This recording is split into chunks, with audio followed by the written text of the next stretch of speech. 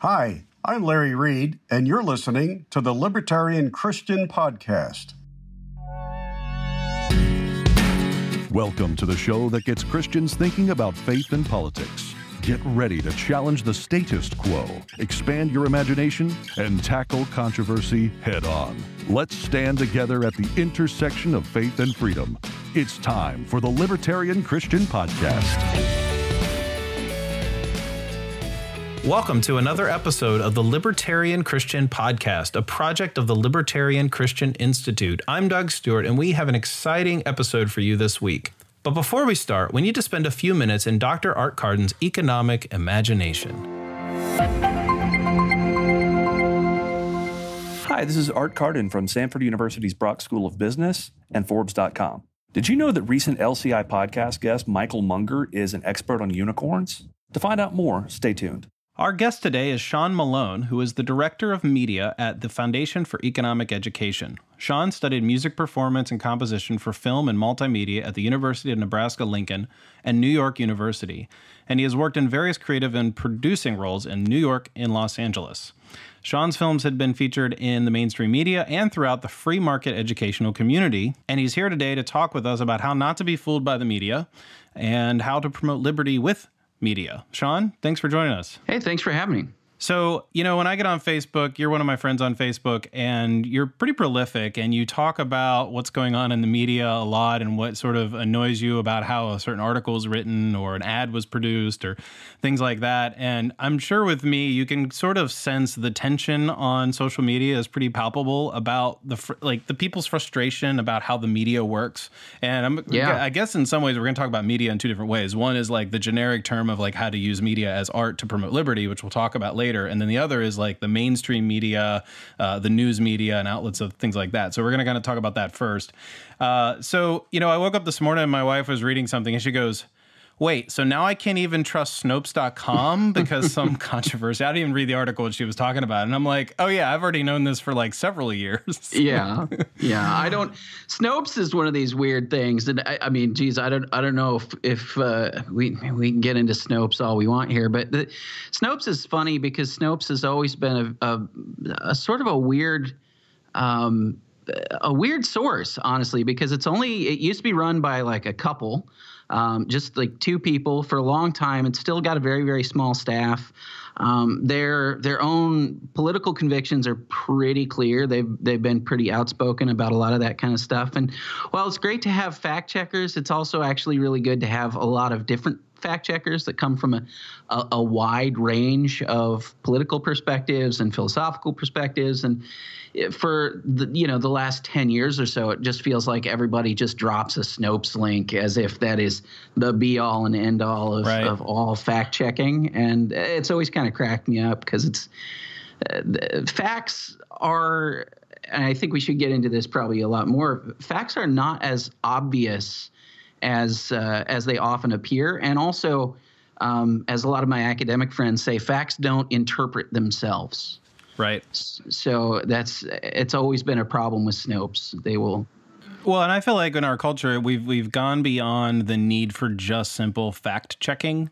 Like the Snopes phenomenon, I mean, it's been around for at least a decade. And it kind of came out when people were sending, what is the precursor to sharing articles on Facebook was like forwarding emails that was supposed to outrage your cousins, and they were supposed to forward it along so that more people would be outraged. And then finally somebody would come along and say, yeah, this isn't really true. She never said that, or whatever, whoever we're talking about. And, sometimes things are simple, like, no, that never was on record, or no, that's just false information. But I mean, now we have, very nuanced discussions about whether or not minimum wage does this or that. And then, I mean, you can't just weigh in and say, well, that's just false or that's just true, because facts they're not obvious. Yeah, and Snopes has a history of this kind of stuff. The Washington Post obviously has their sort of three Pinocchios or Pinocchio based system for fact checking, and all of these things seem like they're very simple or very very clear a lot of the time. I mean, Snopes, the way Snopes rates stuff, pants on fire, like absolutely false, like all of these kinds of things, which kind of does this true or false. But one of the things that you kind of start to realize as you look at these different fact checkers is you see a couple things. First of all, you see which stories they choose to fact check or which statements they choose to fact check versus which they ignore, right? Which is one area where you'll see a discrepancy and maybe a little bit of bias kind of creeping in. But the other thing is when you have a fact-checking system that is inherently subjective, when let's say you have a 5 Pinocchio rating system, right? How do you decide how to compare two different kinds of false statements, right? Because a lot of times false statements, especially political statements, are not they're not necessarily binary, right? It's not inherently true or false. It's very rare that somebody says something like there are 127 states in the United States, and you get to go, okay, well that's wrong. There are 50. True or false. Right. Got it. Right. A lot of political statements are, as you said, they're a lot more nuanced than that. Then they are built on people's varying levels of interpretation of data, of facts, of events that require a lot of context to really understand. A lot of times, I think with Trump, the interesting thing with Trump for me is that he has a way of speaking that is almost always hyperbolic or in some way exaggerated. Mm-hmm. But it always gets weird to me when you start saying he's lying about this and that. Sometimes, clearly that is the case, but sometimes people will fact check something that Trump says that's just a turn of phrase or something that's meant to be dramatic or something that's nobody really believes is a literal Yeah, he's using statement. some sort of rhetorical flourish to make a point. Yeah, and then when you fact check those kinds of things and you say, okay, well, he lied about this because he said, there has never been another president as great as me in the history of the world. And you go, oh, well, okay. I mean, I don't know how you fact check a claim like that. But he'll say stuff like that. He'll say, oh, this is the best, right? It's huge. It's like all of these things that become sort of synonymous with Trump language are a lot of times really superlative exaggerations, right? Like they're dramatic exaggerations, and I don't consider those things to be that threatening or that worrisome in general. Like I don't worry about those kinds of things. Where I'd worry is if Trump said, something like, we have no plans to engage in nuclear war, and then yet they indeed did have plans to engage in nuclear war. Like that would worry me a great deal. Right. But so this gets back to the point to me, which is that if you have a rating system where you're rating somebody as like pants on fire false because they used a dramatic exaggeration, but then on the other hand, you rate somebody else's equally exaggerated claim as, like let's take a classic, you can keep if you like your plan, you can keep it. The classic Obama claim about Obamacare, right? And then if you hem and haw over it and you say, well, this is partly true because at the time this is what he thought or whatever, like all of that kind of stuff.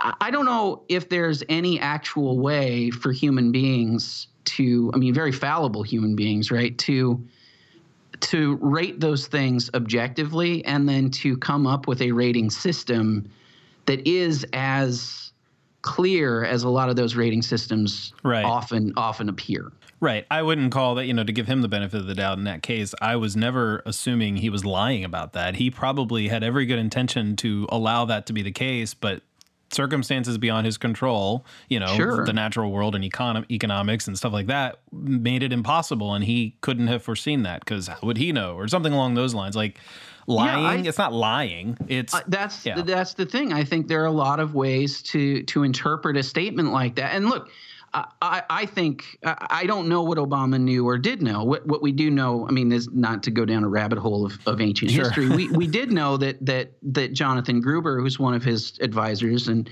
architects of Obamacare, did know that was not likely. at that time. But I don't know what Obama knew, right? And I don't know that Obama. I mean, you're absolutely right. What he was saying may or may not have been something that he meant to be deceptive about. And when you get into that territory of trying to judge whether or not people are actually intentionally deceiving versus they just didn't know, or they misspoke, or they were being dramatic, or all of those kinds of things, you can see where relying on these kinds of fact checkers is not always a great strategy. Yeah.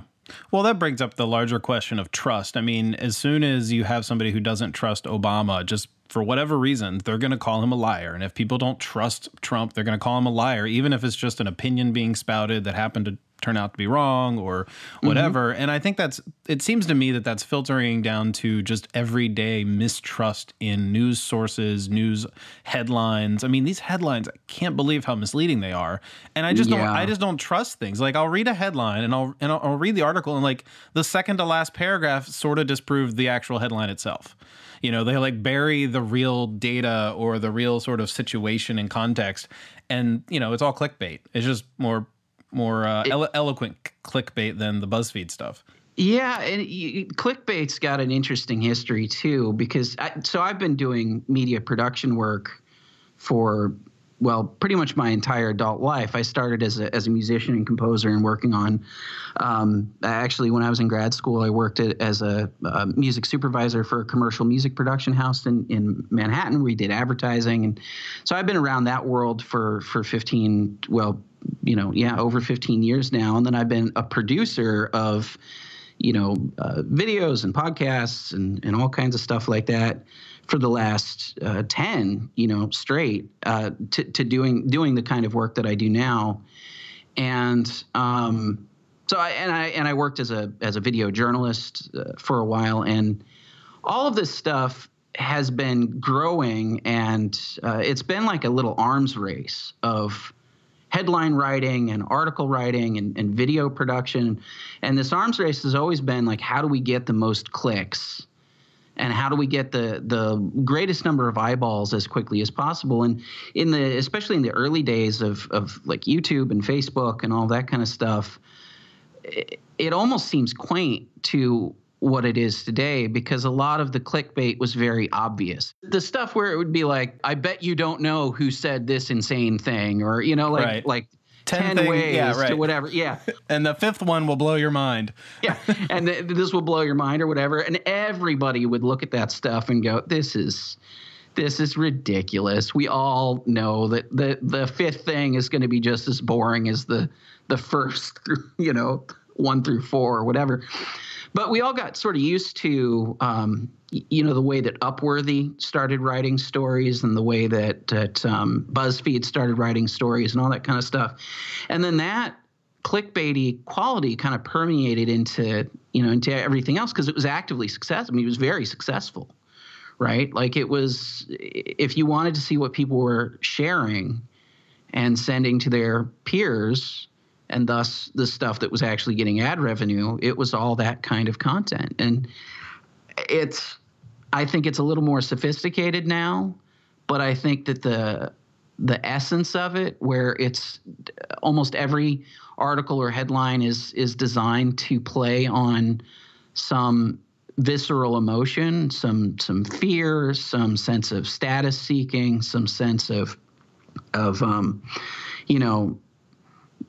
personal. A lot of times it's interesting. Sorry, not to go on another tangent here, but Tucker Carlson once said to me, I had asked Tucker Carlson a long time ago, what, in his experience, were the kinds of stories that did very, very well? Like, what if I was to look for a category of story that had a really high chance of being widely shared and successful? And his response to me was something that it's in my email box, but I will never forget what he wrote, because he wrote just one sentence back, and he said, let's see if I can do this in the right order here, but sex, death, celebrity, mystery, weight loss, I'm missing one, violence, and weather. Those 7 traits basically. Those 7 topics, I would say. That was the bulk. That was the whole of his email response to you. No, it was it was in sentence form, but those 7, he said, those were the thing. But it was literally just a 1-sentence reply. It was, yeah, I've been thinking about this for a long time. Here's the 7 things, basically.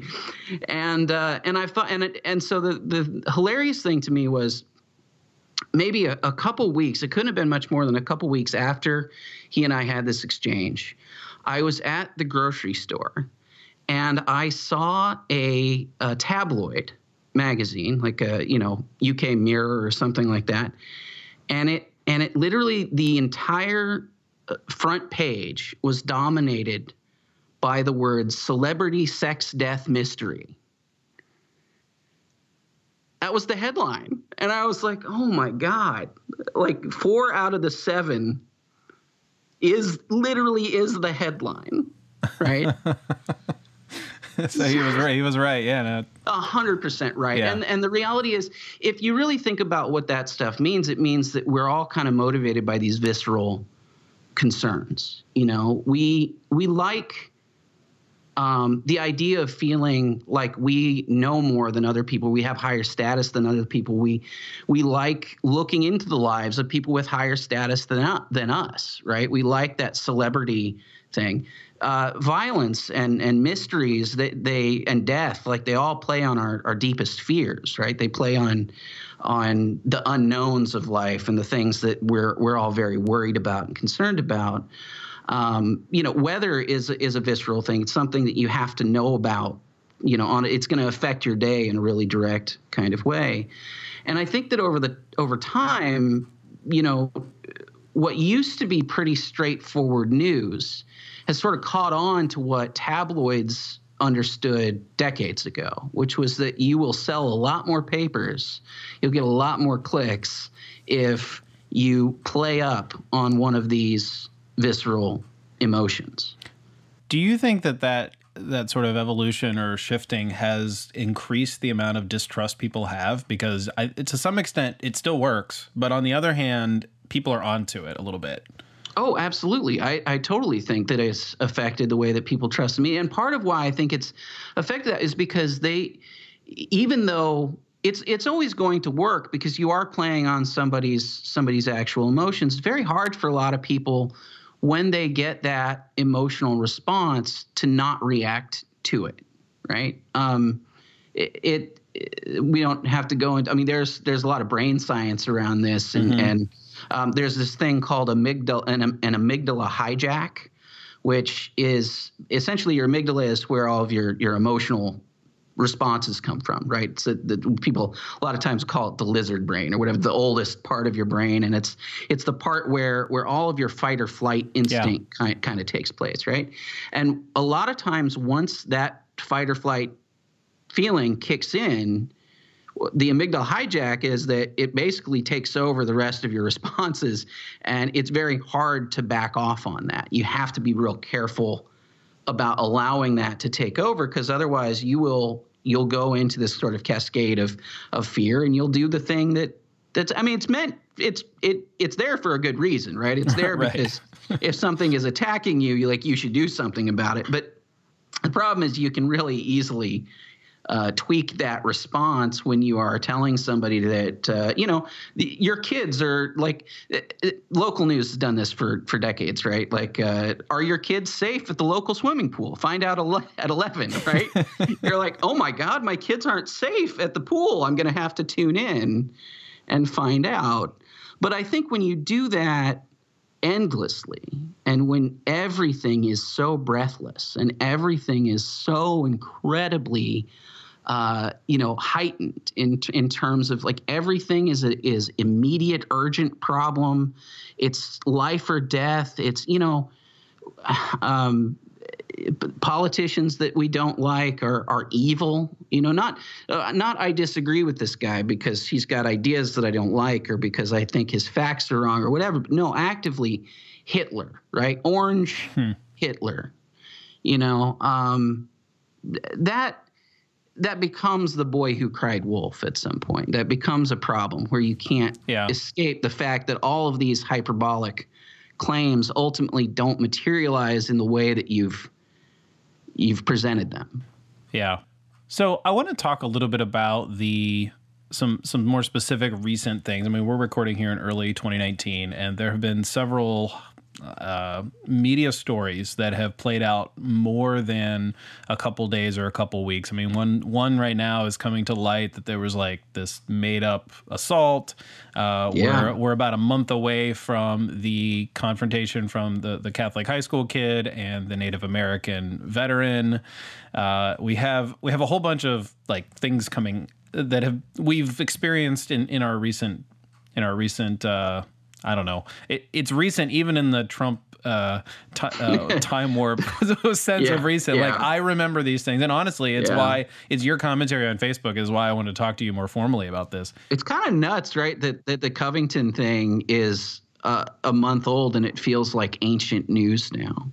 You're totally right. And the only thing that makes it feel not quite so ancient is I think because there's now a lawsuit involved, and that's like a couple days, after or whatever. But so what?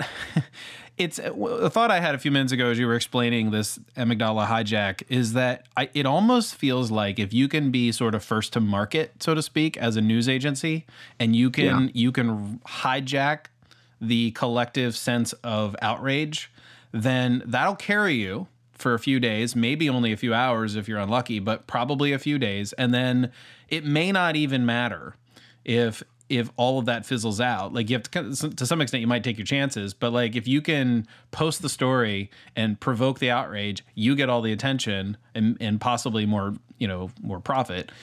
Absolutely. That seems to be what happened with the Covington high school student, because I mean, you and I have a mutual friend who had a mea culpa the next day. Like, he was outraged. Yeah, no, I think that's absolutely the thing. If you could be first to market on a lot of these stories, I mean, we can talk about Covington. I think the media was, we can talk about what the media means here in a minute, but like the way that most reports treated that story was as if a 90-second clip of film out of a 2-hour event was 100% of the information available, all you needed to know, and whatever was just on the surface of that, however it appeared, however Nathan Phillips presented it to other people, that's all there was to it. And that's great because it was super outrageous, right? Like, you couldn't get a better, at least if you were going for a narrative, if your narrative says, and your kind of motivating narrative says that Trump supporters are, racist, they're bigots, they're smug. Bad, they're smug, they're rude people, they're bad, right? They're just generally kind of jerks, because we think we sort of project all of what we think about Trump, like Trump is all of these things. Therefore, everyone who could have ever supported Trump or voted for Trump must also be all of the things that we're projecting. Or whose parents voted for Trump. Like, the kid couldn't even vote for Trump. Yeah, for 15, 16-year-old kids, their parents or whatever. Look, we have all these assumptions, these heuristics that we make, and I think this is probably relevant to a lot of your listeners, be, Christians and Catholics and people. Like, we think, okay, the Catholic high school boys, this is a boys' school, this is, toxic masculinity writ large. Like, these are the kinds of things that I heard in the wake of all of that, right? And again, all based on 90 seconds of wildly out of context, it turned out, video, right? And I think that it didn't matter a whole lot to the Washington Post or to a lot of the sort of blue checkmark people on Twitter who shared all of this stuff. It didn't really matter, because what they were going for ultimately was that initial hit of outrage got all the clicks and all of the shares from their sources. I think the same thing is true if you look at the Jussie Smollett story and the way that TMZ broke the news. That first, and it's very similar. I mean, that's what's insane to me about both of those stories, is that they both really relied on the media to have a particular narrative that they were seeking to confirm. Right? Like, neither of those stories gets any. By the way, the Covington High School story is kind of nuts to me, because actually nothing of interest happened. If you think about it from an actual news standpoint, you think, okay, what's relevant to our viewers? What's relevant to our listeners? Whatever. What is something of great national importance that's going to affect people's lives? Is there anything? And then you really break down, like, did anything happen in that story that mattered to anyone? Because ultimately, all that really happened was there were some boys waiting for a bus to come pick them up. They were kind of being harassed by some notable Black Hebrew Israelite guys who were incredibly awful and racist and bigoted themselves. But of course, we can't talk about that, right? And then all that actually happened was 90 seconds of awkwardness with another protester. No punches were thrown. No one was arrested. No one was injured, or there's no national significance. There's nothing to that story except for the tribal outrage, right? The only part of that story was a smug white kid wearing a MAGA hat is rude to a Native American, and that's a story that sells itself. Yeah, only in the age of outrage can 90 seconds of awkwardness become newsworthy. Yeah. Yeah, you're right. No, there is that sort of, like, that's the purpose it served. I mean, that's where we are. And I think that's a pretty shocking indictment of where we are as a culture. I mean, some of us, and again, I am prey to this as well. I mean, I've made mistakes in terms of, like, posting things and stuff, sure, or just believing things and then realize, and maybe I didn't share them publicly, and I had to, I spared myself embarrassment from not doing that. But I think I've learned my lesson. Like, I'm like, wait a second. This doesn't look quite right. Like, I first saw the picture of the kid, and I'm like, okay, I could totally get why people think he is the way he is. However, they're being told that this is what he was doing, that he was being disrespected, because that's what the title of the YouTube video was underneath the actual video. And I'm like, wait a second, that's a pretty bad title. Like, it's not guaranteed that he's being disrespectful to a veteran who. No, not at all. And that's you're touching on this thing. Framing matters tremendously, right? Like, the way that you frame. So the image itself is whatever it is. It's a kid who's, awkward, and maybe he's embarrassed, or maybe he's not sure how to react, and he's smiling in a weird way. And first of all, take it from somebody who's taken hundreds of thousands of photos over the years professionally, who's edited literally over probably 1,500, 2,000 videos in the last 8 years or so. People, anytime people talk or act, they look weird. Like, there are moments you can pause a frame almost anywhere in a video and get a really weird look out of somebody's face, right? So I am in particular very skeptical of using a single image, especially pulled from a video, a screenshot of a video, or a freeze frame from a video, because everybody mid conversation makes weird faces. Everybody mid gesture makes weird faces. So I don't particularly put a lot of stock in that. But when you frame that weird look as smug, Trump supporter berating Native American, that in turn affects the way that everybody's going to see it, because it puts a specific motive to it. And now you're seeing that because it's framed in your mind, like, that's what this is. That's what I'm seeing. And then it becomes really hard not to see any other way. So I'm with you. I saw that video, and I saw the image and all that kind of stuff, and I saw all the headlines. And I just happened to be, I think I actually lucked out somewhat with this, because I happened to be editing another video. It was real late at night, and I had seen the images of Nicholas Sandmann, but I didn't have time to watch the video. And I don't tend to get into the sort of outrage stuff, so I could wait. Like, I knew that, but it kept popping up, and people were talking about it. It was kind of big news. So a few hours later, after the story had broken and the video was getting shared all over the place, I watched it.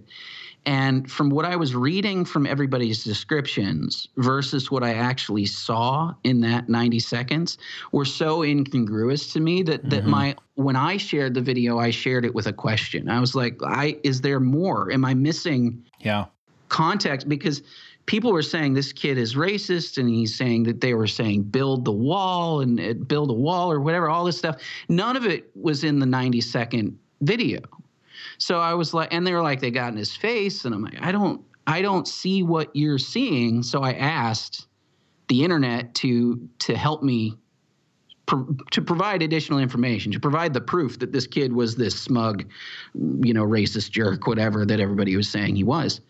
And when I did that, I got a comment section just flooded with people going, nope, here's the long video. Nothing that they're saying happened the way that they're claiming. And it very, very quickly, it became clear. And not only that, there were like several videos. Like we kind of got lucky on that event, which honestly shed light on a lot of things.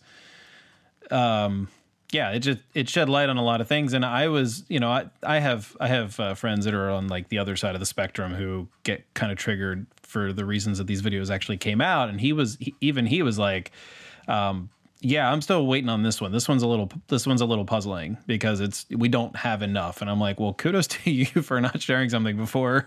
Yeah, I'm always super proud of people, and really like my level of respect for people goes way up whenever I see somebody take that step back when there's something that would really confirm their political biases, and take that step and that moment, the beat, just take a moment and say, okay, this looks bad, but is this really what I'm seeing here? Is there more information?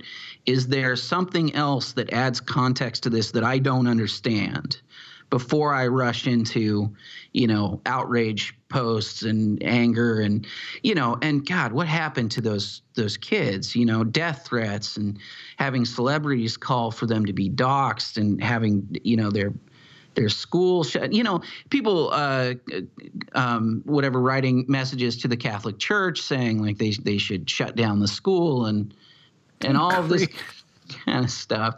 And it's just like, but they were doing this within 90 seconds of seeing this video, they've seen this thing. And then moments later, they're going, we need to arrest this child. Like we need to go find him and figure out what his name is. And we need to go to his house. And you're like, it's a kid, like calm down. Like even if they're right about what they think happened, like chill out a little bit. And it's not even, it wouldn't even be a crime what he did. Like it wouldn't even be something that I would worry about. It would just be, a 15-year-old was kind of rude to a guy.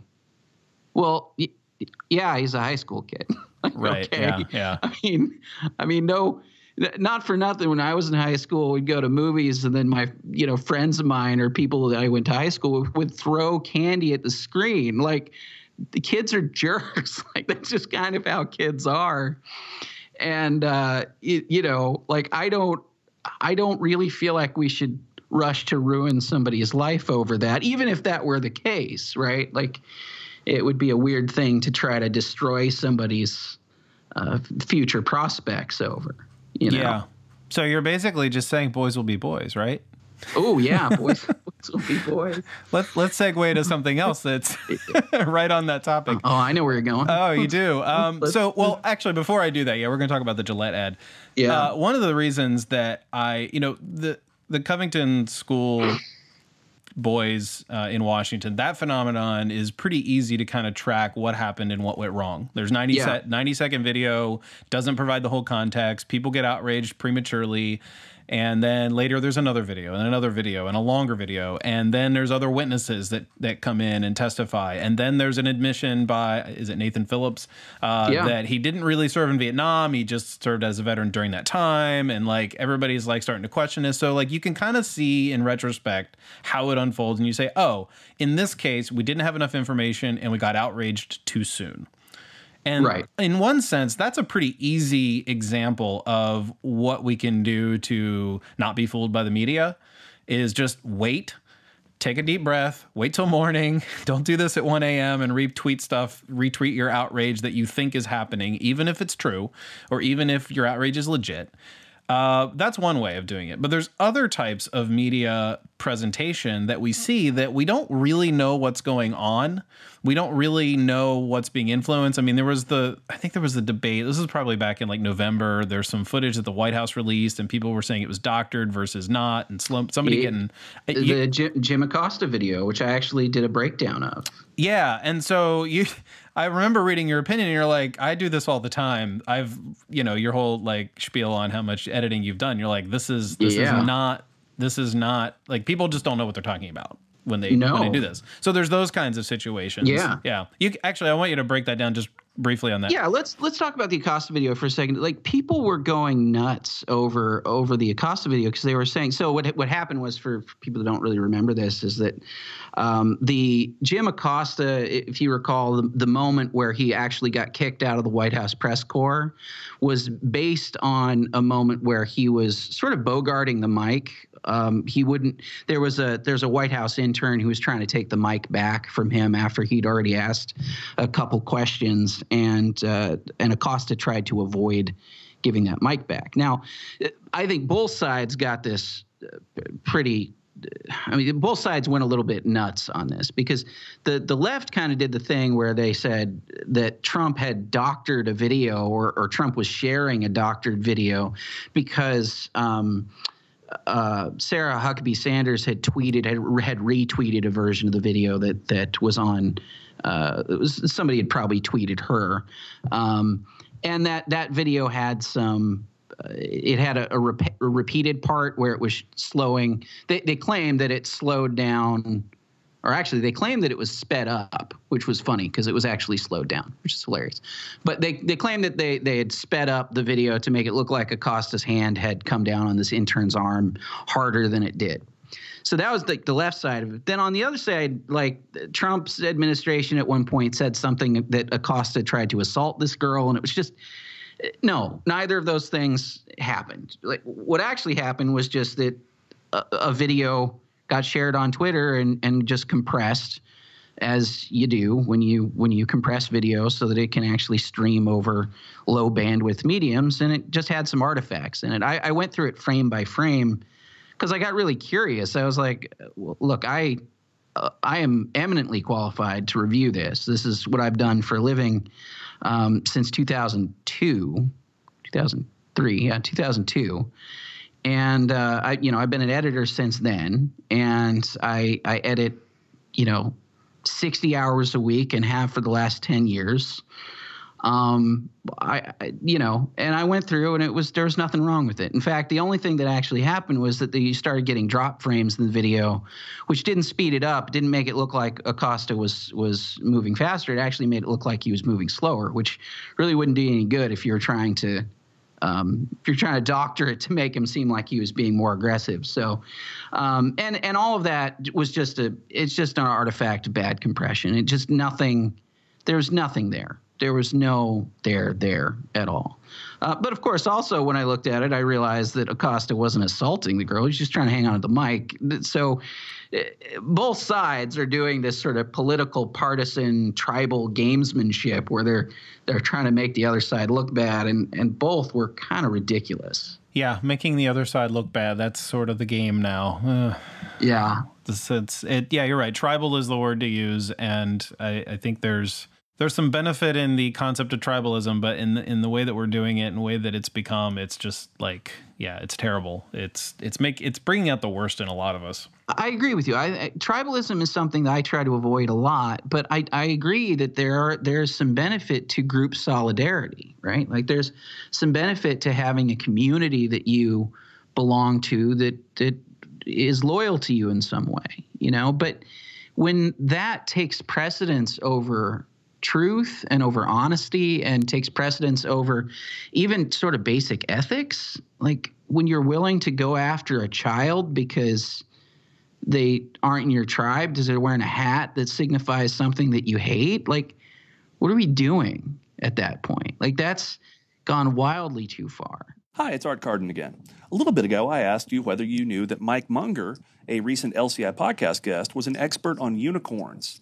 One of my favorite essays of the last several years is a short piece for the Foundation for Economic Education that Dr. Munger wrote on government as unicorn. And in it, he argued that a lot of times when we talk about what the government should do, we're really talking about something that is about as mythical as a unicorn. And that something is a government that doesn't respond to incentives, a government that has only the public interest at heart, or a government that has all of the information that it needs to make truly wise public policy. In an article I wrote for Forbes.com several years ago, I proposed what I called the Munger unicorn scale that allows us to evaluate public policies, or at least to ask about the unicorn assumptions underlying any public policy. It ranges from 0 unicorns, which says you generally agree with Frederick Bastiat that the state is the great fiction by which everyone tries to live at the expense of everyone else, to 5 unicorns, which says it's the final crisis of capitalism, Charlie Brown, and the socialist utopia is right around the corner. So, when you observe someone trying to offer a public policy or trying to analyze a public policy, ask, where does this policy fit on the unicorn scale? And the more unicorns, the more skeptical you should be. For more practice with the economic imagination, visit libertarianchristians.com/artcarden. And now, back to the episode. Yeah, well, that's you're right. I have no follow up on that comment. So now let's talk about the Gillette ad. Your analysis of that was, it was interesting to me, and I want to hear what you have to say, because I almost didn't watch the ad, but then I'm like, nah, it got the better of me, and I'm like, all right, I'm gonna watch this. And I didn't really see, quote unquote, anything wrong with it, except one little thing, which was that at the very beginning, they're like, well, now that there's a Me Too movement, we can join it. With the exception of something like that, like, oh, well, now we'll be outspoken about it. Like, they are deliberately virtue signaling from the beginning. But outside of that, I'm like, well, of course we don't want toxic men, and we don't want just this excuse, boys will be boys, as if that were just an excuse for letting them, subjugate women or treat women or any other man with disrespect. Right. I totally agree with that. And it's funny. What got me interested in that video was more the reaction to it than the video itself. Like, I think the video itself hadn't really, to me, I would have probably ignored it as something that was like annoying corporate virtue signaling. That stuff irritates me, I think, like it probably irritates most people because it's so false. Like, it's just, I don't think really most people at Gillette care a whole lot about this.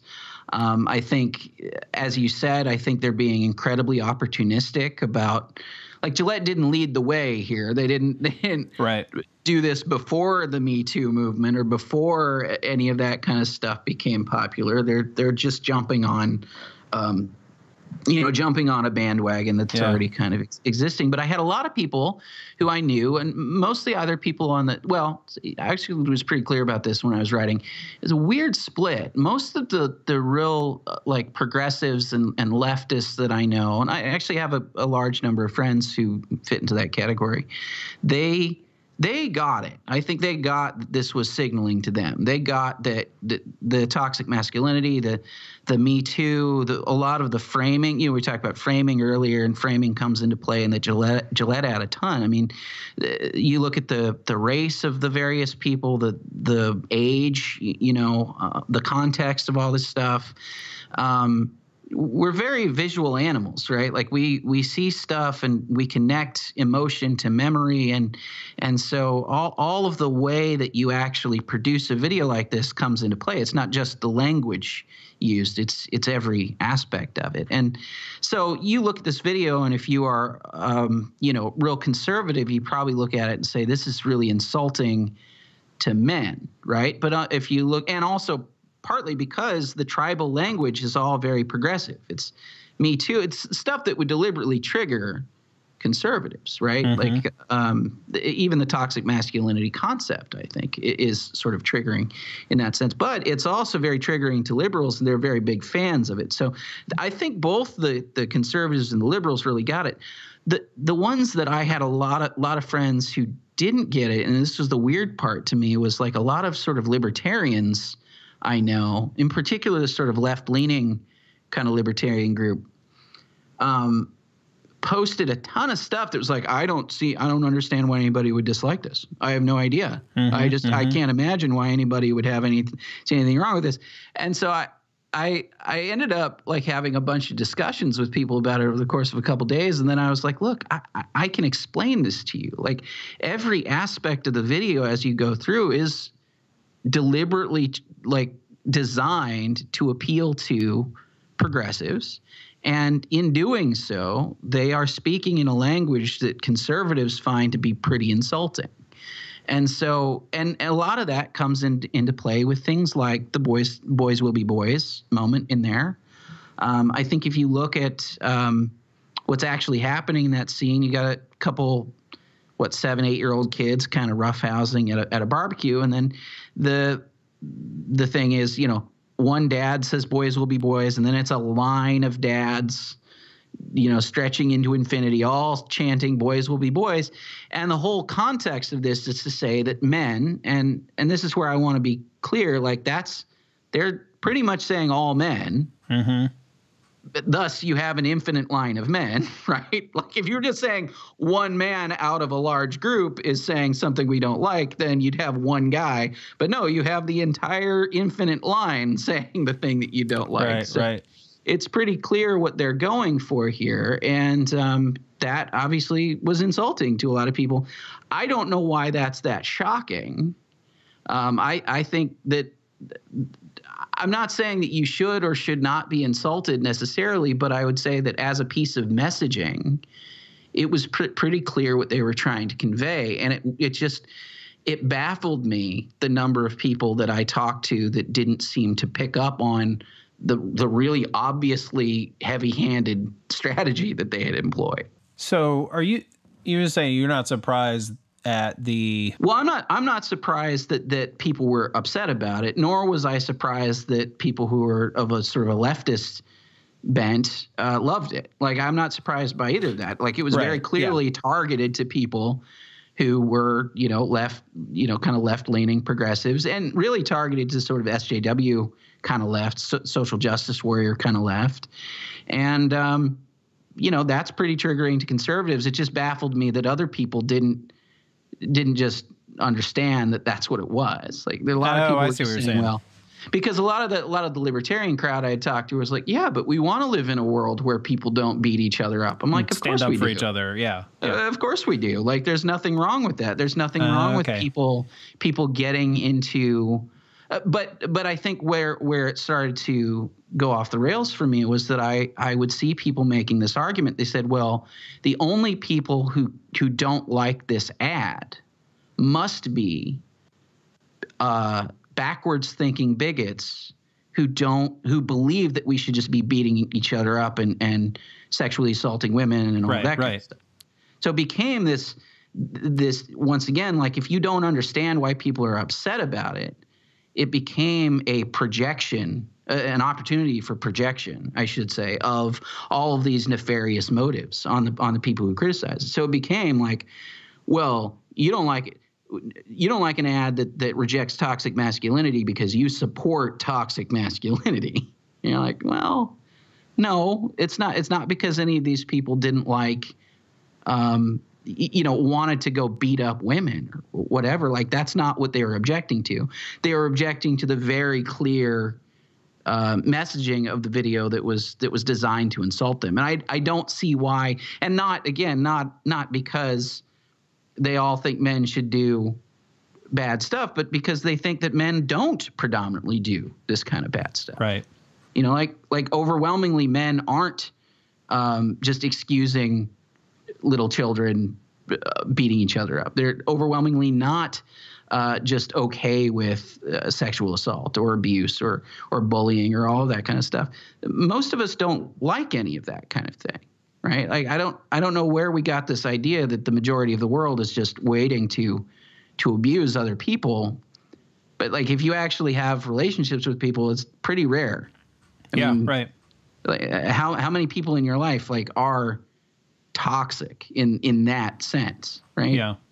Well, I think it's weird. It's like you can analyze this and critique it for its for its stereotyping. I mean, isn't the left constantly telling us not to stereotype people, but it's okay to stereotype white males very or something much like so. that. But on the other hand, it's like, well, we do. It's like, well, okay, well, I guess my little bit of sympathy for the ad is like, well, if we all just like get over our outrage for just a moment and just let it like tell us, oh, I shouldn't be toxic. Maybe there's ways in which I'm toxic and I don't realize it.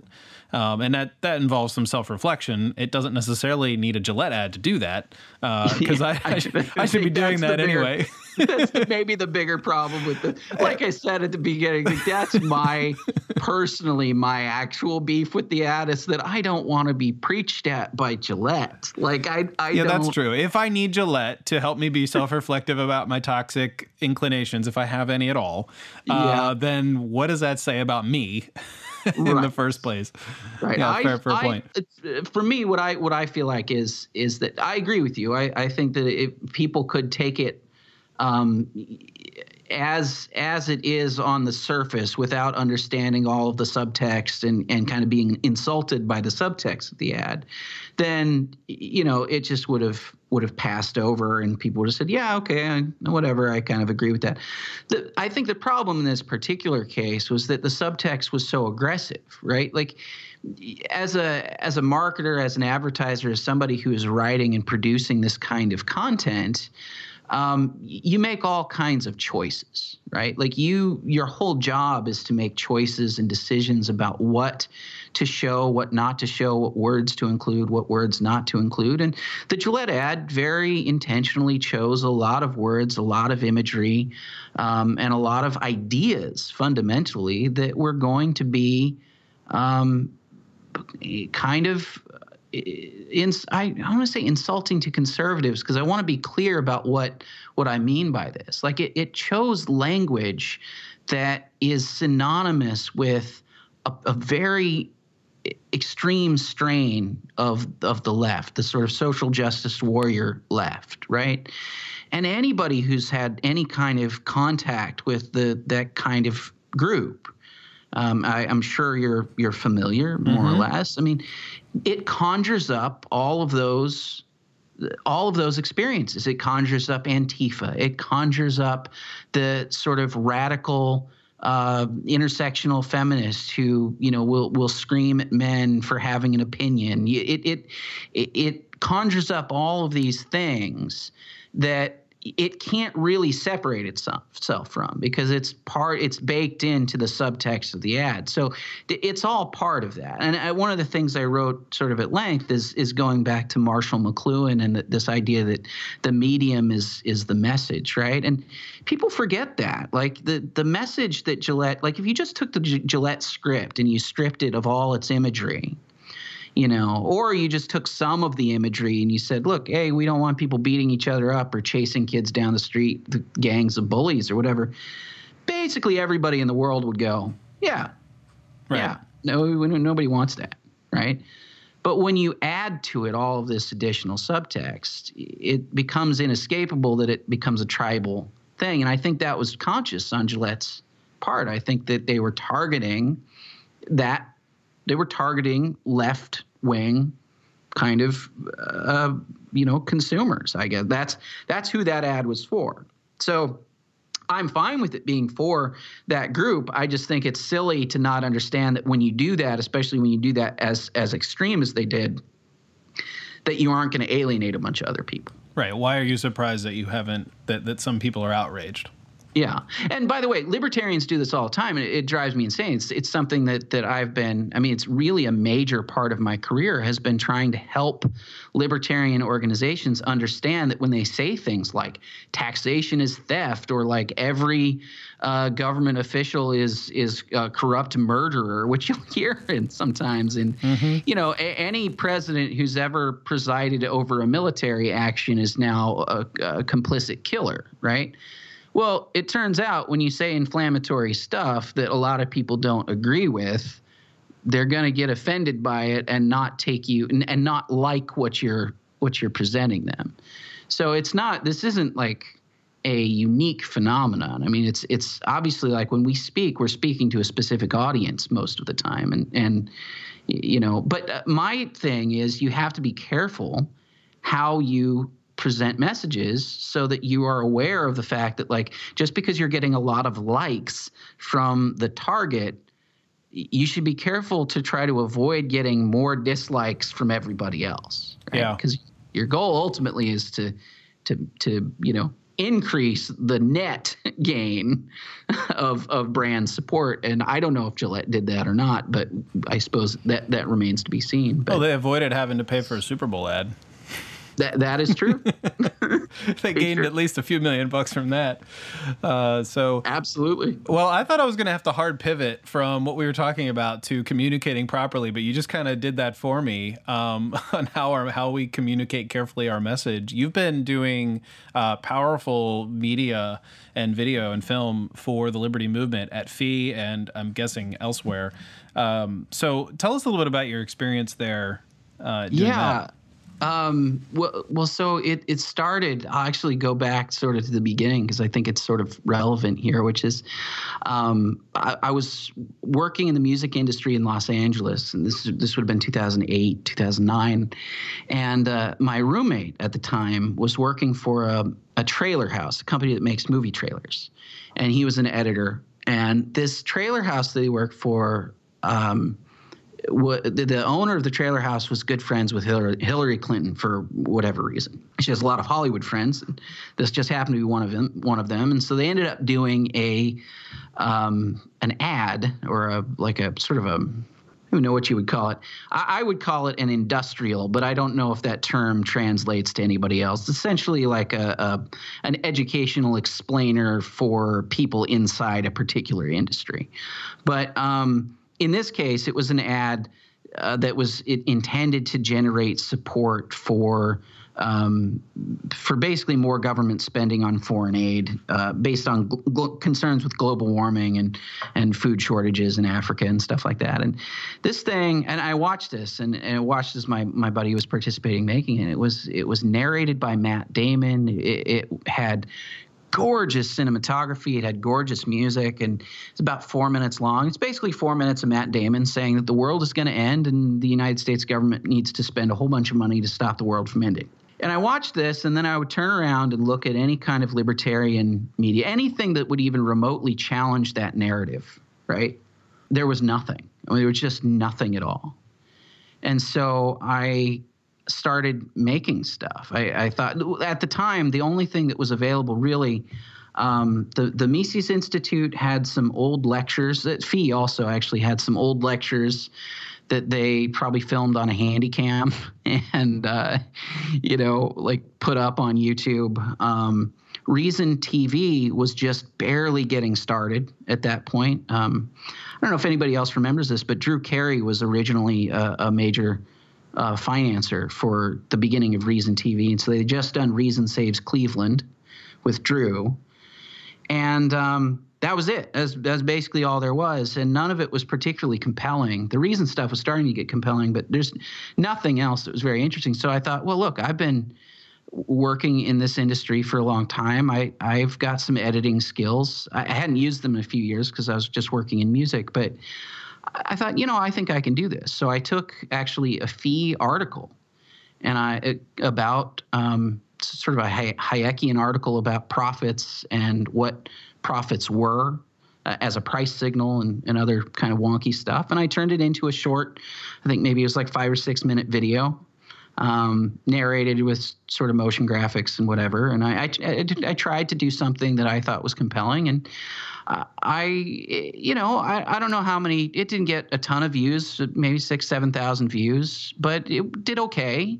And I sent it to the author of the article, and the author of that article connected me with Larry Reed, who's the president of FEE. And from there I started building a career on the back of that kind of stuff. And so for the last 10 years or so, all I've really been doing is trying to build media production capabilities, but more importantly, change the way that this space understands messaging, right? And understands how to communicate with people. Because for the most part, it had been very wonky, very academic, A lot of times talking heads, economists just sitting on camera, just straight to camera telling you what you were supposed to get out of some academic lesson. And of course, people don't learn that way overwhelmingly, right? Like very, very few people learn that way.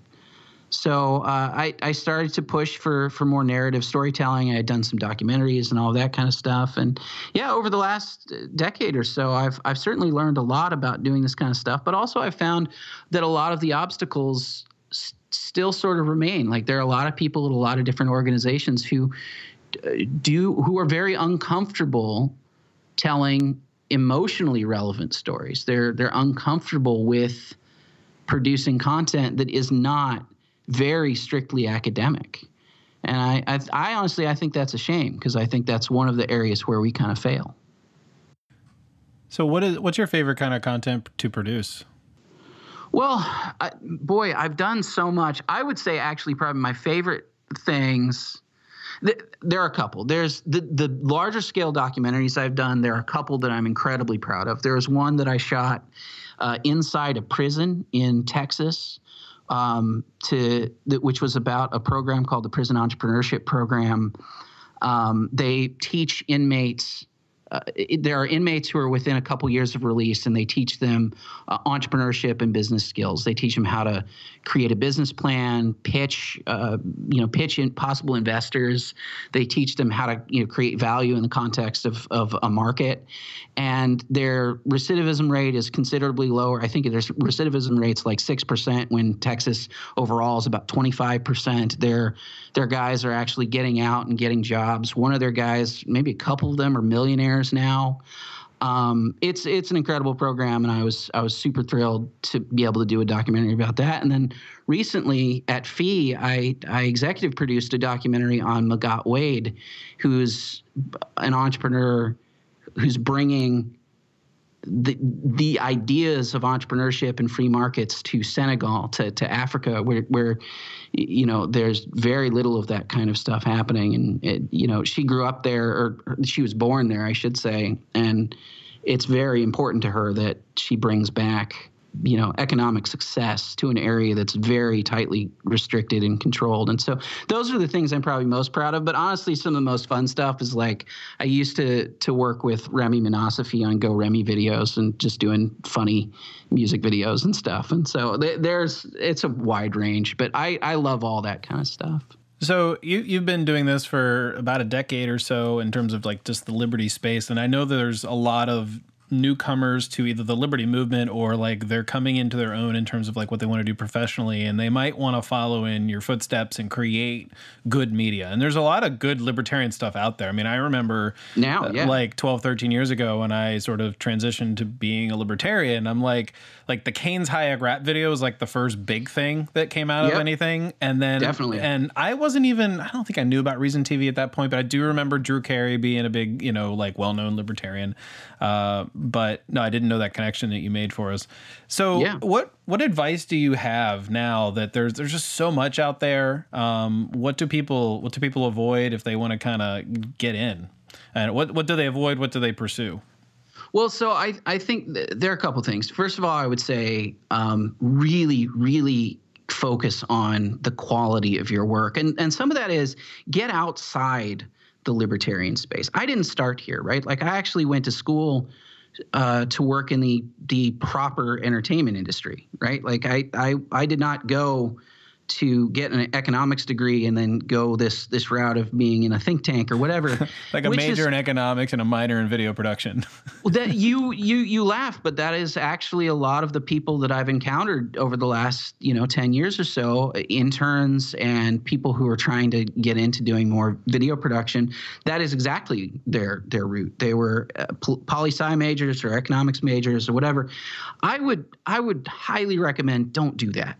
Go, if you want to be an artist, go into the arts, because the only way that any of this works is if you are genuinely competing with people who are doing this for a living for real, right? Not just in a niche market, but you want to actually be able to compete mainstream, right? And I think that some of the YouTube videos I've put out in the last year have 700,000-800,000 views or more, if you count all the Facebook stuff. But one of like the Wakanda video, I think it's close to 700,000 views right now on YouTube, and none of that's paid. Like, that's all organic traffic.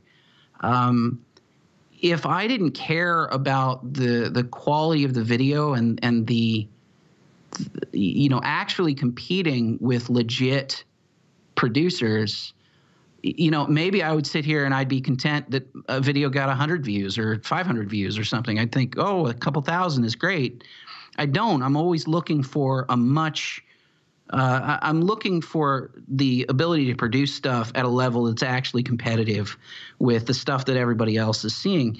And by the way, you have to, because nobody actually separates it out like that. There's no, like, when you're looking through YouTube, it doesn't go, oh, here's the libertarian category just for you, where, no, YouTube goes, what's the, best content that fits your interests, and there it goes. It'll serve up whatever's good. So that's my first big piece. The other piece too is like, actually study storytelling. And I don't mean that in sort of study screenwriting, study narrative. Go back to Aristotle, go back to Euripides, go back to there are plenty of screenwriting books that I'd highly recommend. Sid Field's screenplay, John Truby is on story. Actually, Blake Snyder, this guy named Blake Snyder wrote this book called Save the Cat, which I'd highly recommend. There's a lot of this kind of stuff, but I think the biggest piece of advice I have is to actually try to do creative work to the best ability that you can possibly do the creative work. And don't be afraid of criticism either. I mean, don't be afraid of other people challenging you to do better.